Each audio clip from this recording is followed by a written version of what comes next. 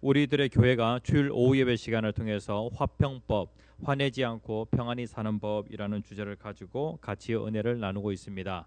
오늘 제목 같이 한번 읽어보겠습니다. 시작. 하나님과 함께하는 실제적인 분노 해소법. 오늘 이 시간에는 분노 해소법이라는 제목을 가지고 같이 은혜를 나누고자 합니다. 여러분들 링컨 대통령 잘 아시죠? 이 링컨 대통령에게는 별명이 있는데 실패의 아이콘이라고 하는 그런 그 별명이 있습니다. 그러니까 그의 인생 가운데 많은 그 실패를 경험하게 되어집니다.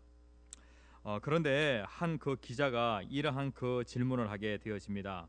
당신의 놀라운 성공과 존경받는 삶의 비결이 어디 있다고 생각하십니까? 라고 그렇게 질문을 던졌습니다. 그랬더니 링컨이 이렇게 대답을 합니다. 그야 다른 사람들보다 실패를 많이 경험했기 때문이지요. 나는 실패할 때마다 실패에 담겨진 하나님의 뜻을 배웠고 그것을 징검다리로 활용했습니다. 사탄은 내가 실패할 때마다 이제 너는 끝장이다 라고 그렇게 속였어요. 그러나 하나님은 내가 실패할 때마다 이번 실패를 거울 삼아 더 큰 일에 도전하라고 하셨습니다. 나는 사탄의 속삭임보다 하나님의 음성에 귀를 기울였지요 라고 그렇게 얘기를 했다는 거예요. 당신이 어떻게 이렇게 놀라운 성공, 그 다음에 존경받는 삶을 사실 수 있었습니까? 라고 그렇게 질문을 던졌을 때에 많은 실패의 경험이 나를 성공하게 그리고 존경받도록 그렇게 했다는 것이죠.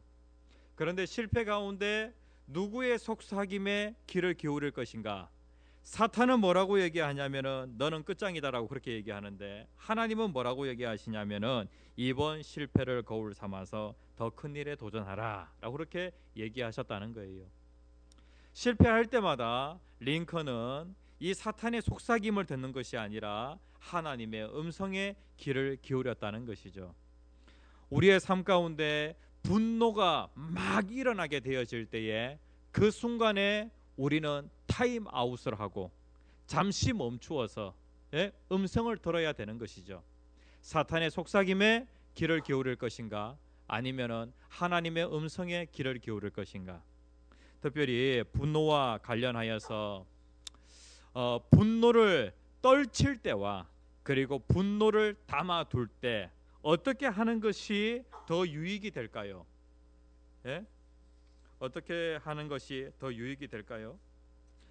분노를 오랫동안 잘 담아두면은 그것이 나에게 유익이 되겠습니까?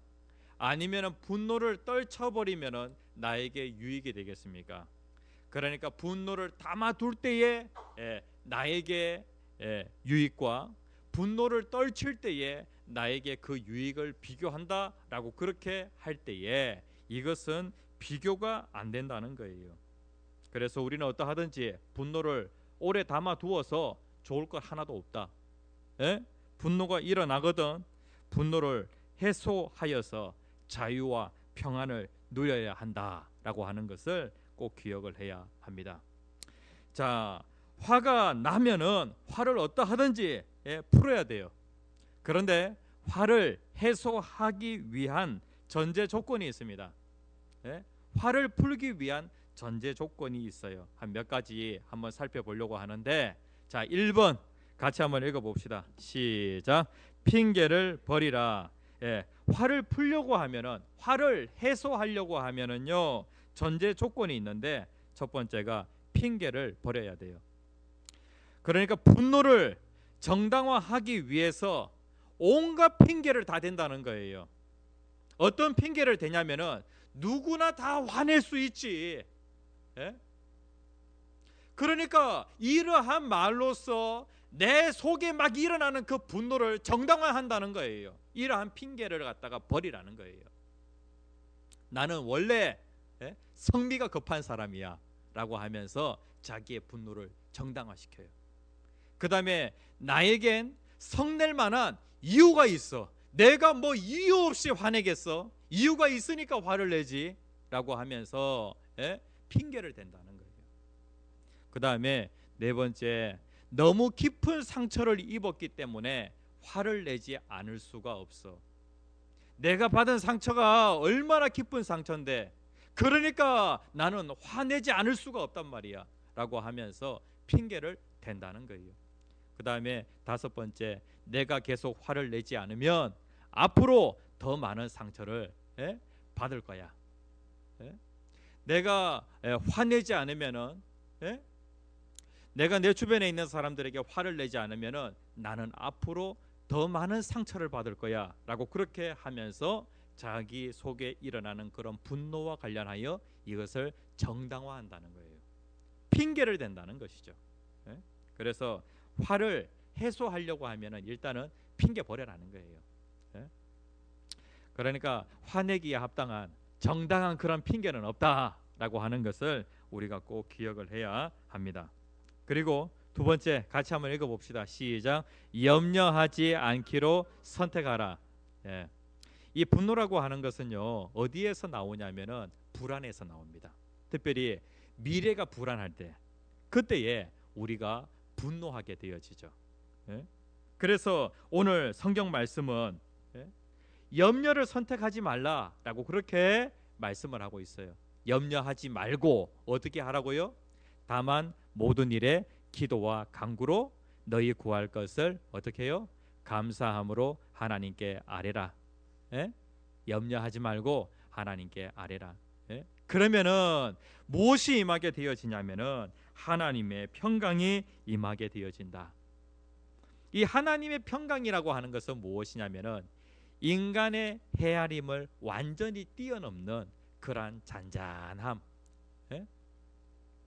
이러한 것을 바로 하나님의 평강이라고 그렇게 얘기합니다. 그리고 세 번째, 같이 한번 읽어봅시다. 시작. 분노를 품고 있지 말라. 분노를 계속 품고 있으면 어떻게 될까요? 분노가 내 존재의 일부가 되어집니다. 내 얼굴 표정도, 야, 그 사람의 얼굴을 보면은 분노라고 하는 것이 그 얼굴에 새겨져 있는 거예요. 그리고 쉽게 화를 내는 이러한 습관을 가지고 살아가다 보니까 어떻게 되어지냐면은 그것이 자연스럽게 내 일상, 그 다음에 내 존재가 되어져 버려요. 이렇게 되어진다고 하면은 그 사람은 무엇에 포로된 사람이에요? 분노에 포로된 사람이라고 그렇게 할 수가 있겠죠.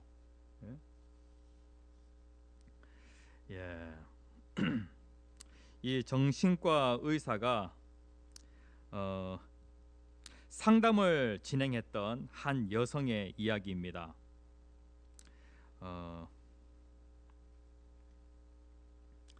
이 여성과, 그러니까 오랫동안 그런 분노에 포로되어 있었던 이 여성과 이제 상담을 하게 되어지는데, 이 분노를 어떠하든지 해소해야 합니다.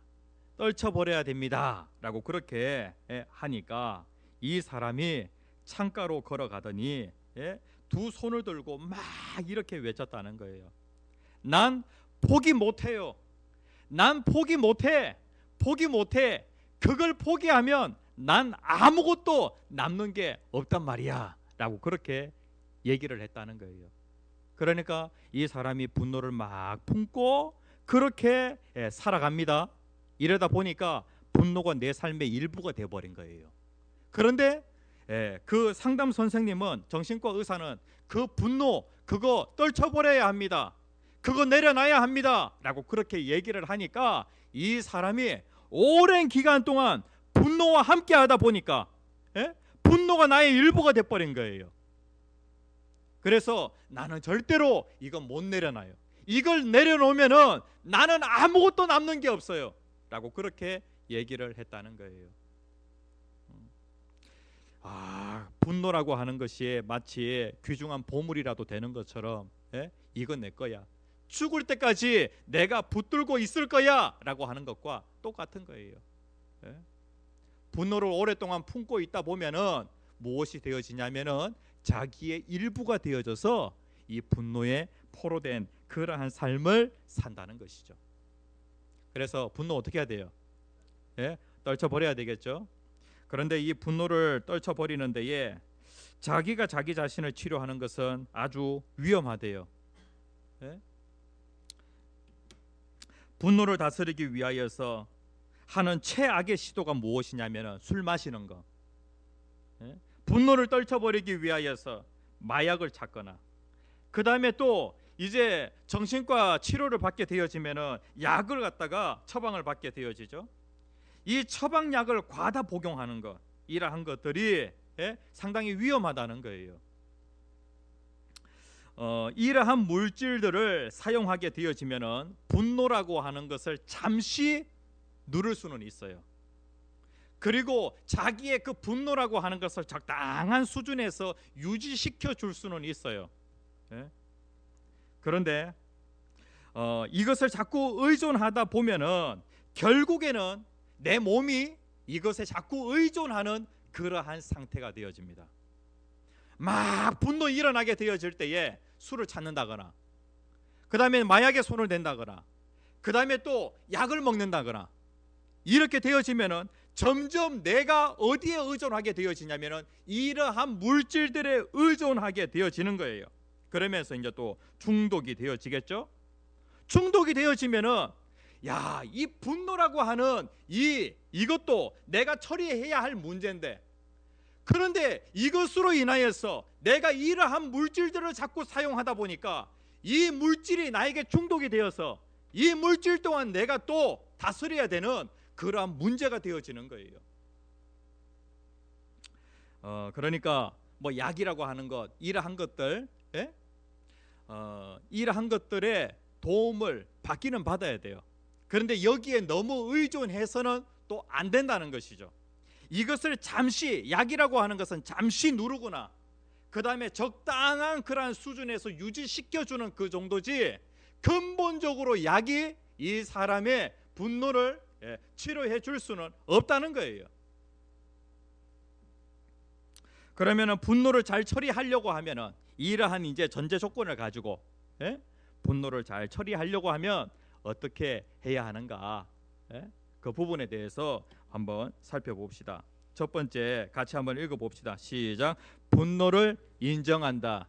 분노를 잘 처리하려면 분노를 인정해야 됩니다.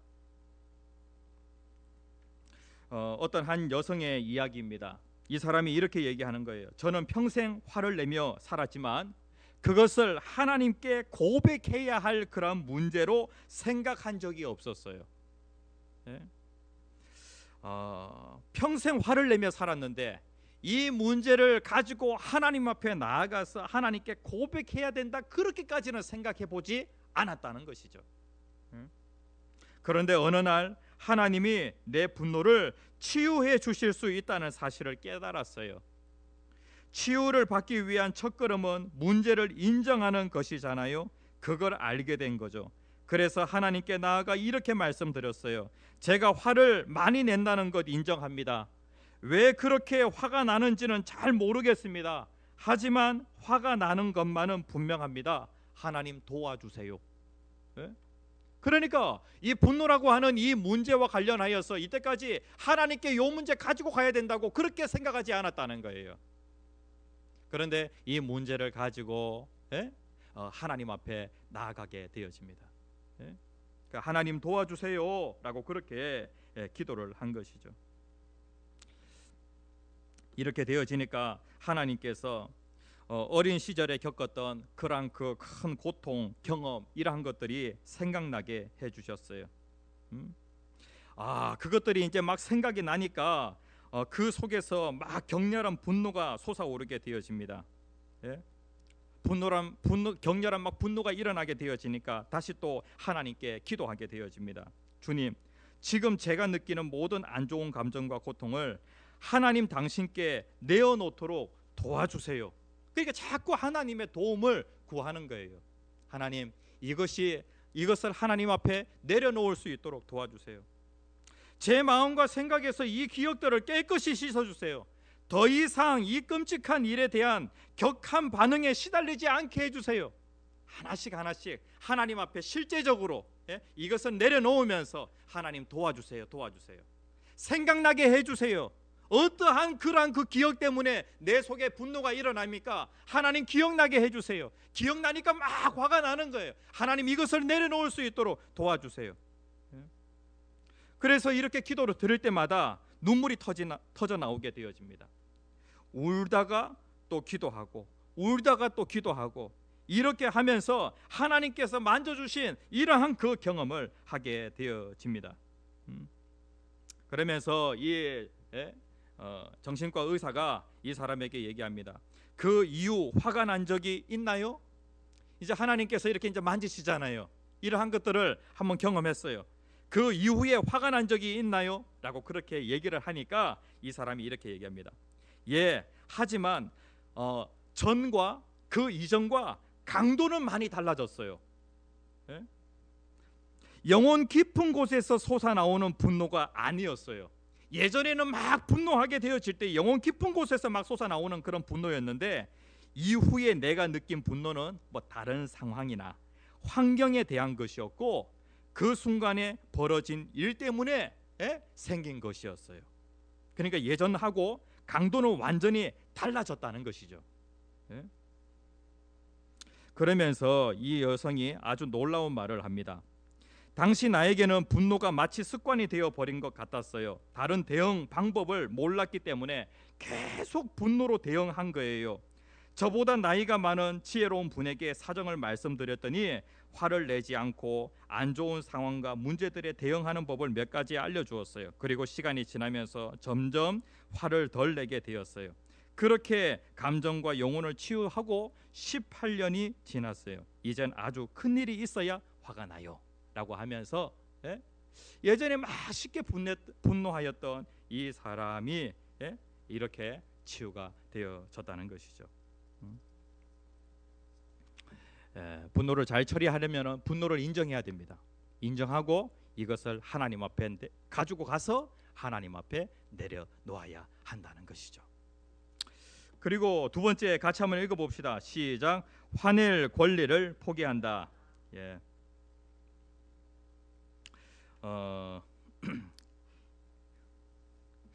그러니까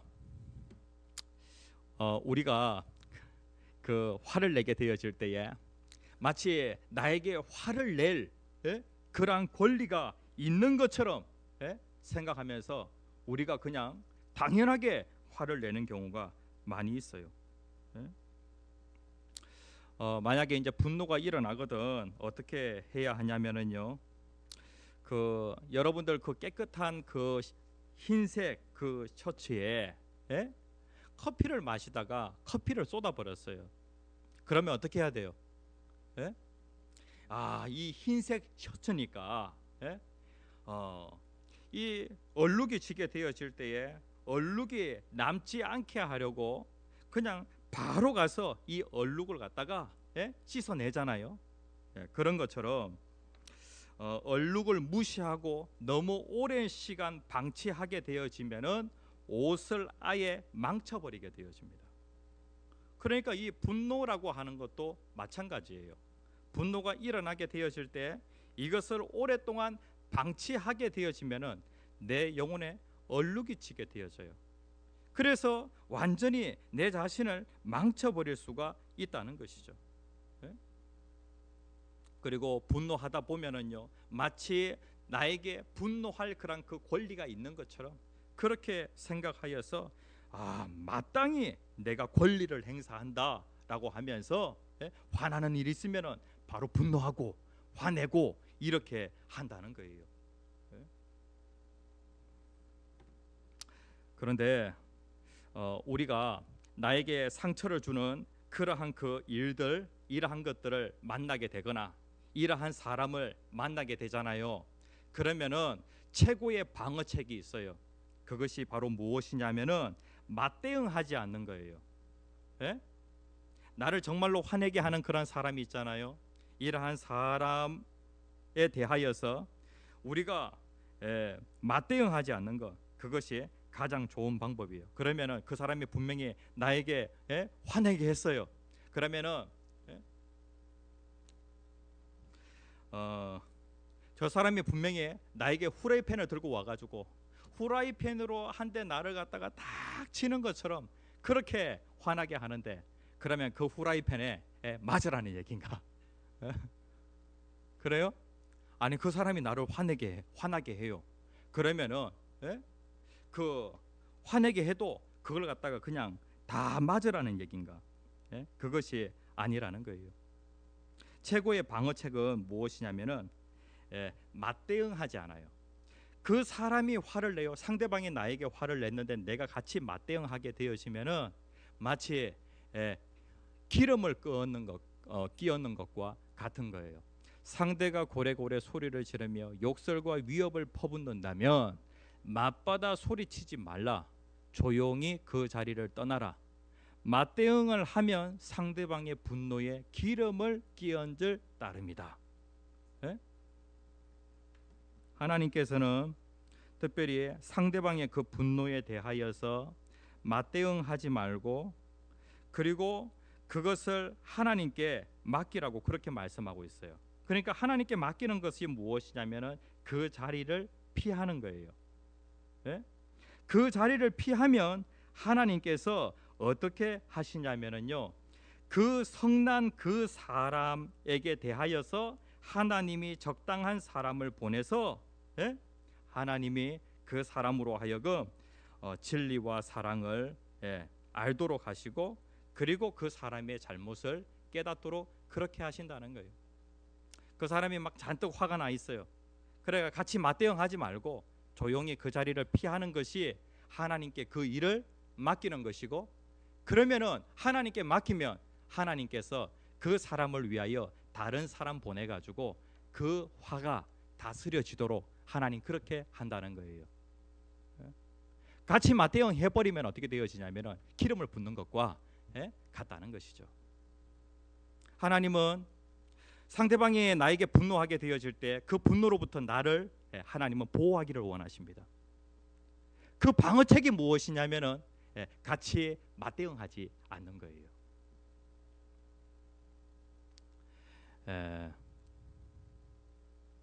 같이 한번 읽어봅시다. 시작. 하나님이 그 사람을 처리하시고 우리를 보호하시도록 맡기라.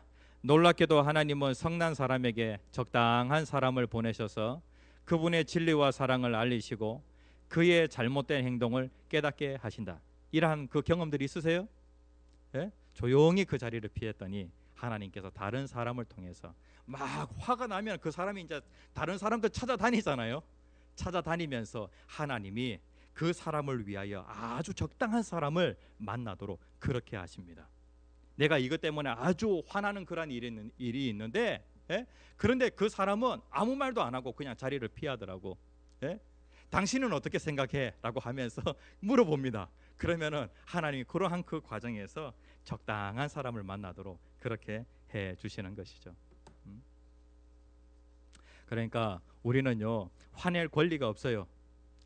만약에 화낼 권리가 있다라고 그렇게 생각하면 그 권리에 포기할 필요가 있다는 것이죠. 당한 만큼 갚아주거나 안 갚음을 시도하지 않겠다라고 하는 것이 무엇이냐면은 바로 그 권리를 포기하는 거예요. 같이 한번 읽어봅시다. 시작. 하나님께 온전히 자신을 내어드리면 그분이 참으로 기적적으로 우리의 상처를 치유하시고 복 주시고 인도하심을 알게 될 것이다. 그래서 하나님께 이 화낼 그 권리 그거 아예 포기해버리고 당한 만큼 갚아준다 그런 생각하지 마시고 안 갚음을 시도하지 않겠다라고 그렇게 생각하셔서 하나님께 맡기면은 하나님께서 기적적인 방법으로 그 모든 문제를 해결해 주신다는 거예요. 그리고 막 화가 날 때에 어떻게 하냐면은 이제 화가 막 올라오는 것을 자기가 느끼잖아요. 그러면은 신호등에 지금 빨간불이 켜졌다. 빨간불이 켜지면 어떻게 해야 돼요? 멈춰야 되죠. 정지해야 되죠. 그래서 점점 화가 올라오게 되어질 때에 타임아웃을 외치는 거예요. 화가 날 때 지금 정지 신호에 지금 신호등에 빨간불이 켜져서 지금 정지하라고 그렇게 신호를 보내고 있다. 예? 그렇게 알고 어떻게 하냐면은 거기에서 잠시 멈춰야 한다는 것이죠. 만약에 멈추지 않으면은 그 사거리에서 멈춰야 되는데 멈추지 않으면은 어디로 가든지 간에 사고가 날 수밖에 없는 거예요. 그래서 하나님께서 이렇게 말씀하십니다. 하나님은 어떤 하나님이시냐면은 시편 103편 8절에 노하기를 더디하신다라고 그렇게 말씀하고 있어요. 우리를 향해서도 하나님께서 뭐라고 말씀하시냐면 하나님이 노하기를 더디하시는 것처럼 우리를 향해서도 야고보서 1장 19절 말씀 같이 한번 읽어봅시다. 시작. 듣기는 속히 하고 말하기는 더디하며 성내기도 더디하라 라고 그렇게 권면하고 있어요. 그래서 이러한 상황 가운데 빨간불을 보고 일단은 멈추는 거예요. 듣기는 속히 하고 말하기는 더디하며 성내기도 더디하라. 그리고 그 행동학자 여러 가지 이제 사람의 행동을 갖다가 연구하는 그 학자들이 정말로 화가 나가지고 이 화가 나는 그런 그 감정을 갖다가 이제 표출을 하는데 그 베개에다가 대고 말이죠. 그래가 거기에다가 분노를 갖다가 막 표출하는 거예요. 그러면은 뭔가 효과가 있을까요? 분노가 사라집니까? 행동학자가 이것을 연구를 했는데요. 이 행동과학자가 발견한 바에 의하면은 베개에 대고 소리를 질러도 내면에 있는 분노의 감정 대부분이 사라지지 않고 그대로 남아 있는 것을 확인하게 되어집니다. 그러니까 화를 내었을 때에 화를 내었을 때 사람이 왜 화를 내게 되어지냐면은 화내기 위해서 화내는 거예요. 사람이 왜 화를 내냐면은 화를 내어도 내면의 감정에 있어서는 아무런 달라지는 거 없이 그냥 그대로 있어요. 그러니까 화내는 것 그 자체가 아무런 가치 없다는 것이죠. 화내는 것은 그냥 단지 화내기 위해서 화내는 거예요. 막 화낸다고 해가지고 내면의 감정에 뭐 분노 감정 이러한 것들이 사라지는 것이 아니라 그대로 남아 있다는 것이죠. 그래서 분노라고 하는 것은 표출한다고 치료가 되는 것이 아니에요. 어떻게 해야 됩니까? 우리는 그 분노의 그런 그 감정이 일어나게 되어질 때에 세상 사람들은 이러한 것들을 이제 상담사를 찾아가게 되어집니다. 자기가 자기 자신을 치료하는 것이 아니라 자기의 그 마음의 상처가 있게 되어질 때 이걸 상담사를 찾아가요. 그래가지고 상담사는 그 얘기를 다 들어주죠. 요즘 보니까 상담사들도요, 그 곳곳에 심리 상담소가 다 있더라고요. 그런데 한 시간 상담 받는데 최하 5만 원에서 그다음에 10만 원, 그다음에 부부 상담 들어가면 한 15만 원 이렇게 되어지더라고요. 그래서 상담사가 하는 일이 뭐냐면 이제 그걸 다 들어주는 거 그런 일을 해요. 그런데 우리에게 상담사가 계시잖아요. 그분이 바로 누구시냐면은 성령 하나님이세요. 가장 가까이에 계셔서 우리의 그 모든 분노, 우리의 그 모든 감정 이러한 것들을 다 들어주시는 분이 바로 성령 하나님이세요. 그래서 그분에게 우리가 얘기하게 되어지면은요, 그분이 나를 치료해 주세요. 결국에 심리 상담소에 가서 뭐 하고 오냐면은 그냥 자기 혼자 말 다 하고 그것을 털어놓고 와요. 그런 것처럼 우리에게는 살아계시는 하나님, 인격자이신 하나님이 계시잖아요. 하나님 앞에 이것을 갖다가 다 털어놓는 거예요. 이것이 바로 무엇이냐면은 가장 좋은 방법이에요. 그리고 특별히 이 분노를 해소한다라고 할 때에 이거 하나님만이 하실 수 있는 일이에요. 오직 하나님의 은혜로만 내 속에 있는 그런 깊은 분노 있잖아요. 이게 치유되어질 수 있는 거예요. 이 분노 이것을 오랫동안 품고 있다 보면은 분노가 내 삶의 일부가 되어지고 예? 습관이 되어져서 그냥 분노할 때에 예? 내 감정에 아무런 그런 예? 내 감정에 유익이 되는 것이 하나도 없는데 그냥 예? 화가 나니까 그냥 화가 나는데 그것이 아무런 가치 없는 그런 그 행동을 하고 있는 것이죠. 그래서 분노의 크기를 보면 그 사람이 어떤 사람인지 알 수가 있어요. 그래서 분노를 해소한다라고 할 때에 하나님께서 오늘 우리에게 가르쳐 주신 대로 이 모든 것들을 하나님께 다 털어놓고 그리고 하나님의 은혜로 치유되어지는 그러한 기적을 경험하는 우리들의 교회 성도님들 되시기를 간절히 축복합니다.